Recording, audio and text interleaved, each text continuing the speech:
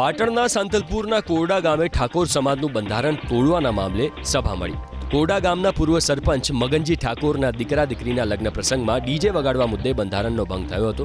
સભામાં મોટી સંખ્યામાં વાવ, થરાદ, બનાસકાંઠા તેમજ પાટણ જિલ્લાના રાજકીય આગેવાનો તેમજ સામાજિક આગેવાનો હાજર રહ્યા। બંધારણ ભંગના નિર્ણય બાબતે મળેલી જાહેર સભામાં જોવા મળી ગરમાગરમી। ગ્રામ કમિટી દ્વારા મગનજી ઠાકોરને પહેલા 21,000નો દંડ જાહેર કરવામાં આવતા સભામાં આવેલા લોકોએ સ્ટેજ પર બેઠેલા લોકો સમક્ષ હલ્લાબોલ કર્યો। લોકો સભા છોડીને ચાલતા થતા અમૃતજી ઠાકોર અને ચંદનજીએ સંત સદારામ બાપાની સોગંદ આપી અને હાથ જોડીને લોકોને સભામાં બેસાડ્યા। થોડીવાર તો દંડને લઈને લોકોમાં આક્રોશ જોવા મળ્યો। સજાથી લોકોમાં આક્રોશ પણ જોવા મળ્યો હતો। આખરે રાજકીય તેમજ સામાજિક આગેવાનો સાથે મળીને મગનજી ઠાકોર સમાજની માફી મંગાવી અને દંડ પેટે 1,51,000 રૂપિયા શિક્ષણમાં દાન પેટે આપવાનું નક્કી કરવામાં આવતા મામલો થાળે પડ્યો। સભામાં ગબ્બર ઠાકોર અને અર્જુન ઠાકોર પણ ગ્રામ કમિટી સમક્ષ આવીને માફી માંગીએ તો તેઓને સમાજમાં પરત લાવવામાં આવી શકે છે તેવી જાહેરાત કરવામાં આવી।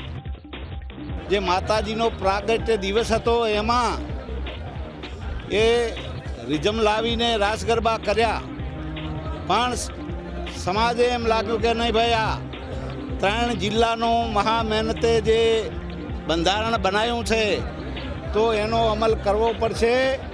એટલે મગનજીને પણ અમે વાત કરી કે ભાઈ સમાજ જે કહેશે એ કરવા તૈયાર છું, પણ છતાં સમાજને જે ઠીક લાગે એ હું સમાજને યોગદાન આપવા, શિક્ષણમાં એ દાન આપવા 1,51,000 રૂપિયા એ શિક્ષણમાં દાન આપ્યું છે અને સાથે સાથે માફી માગી છે।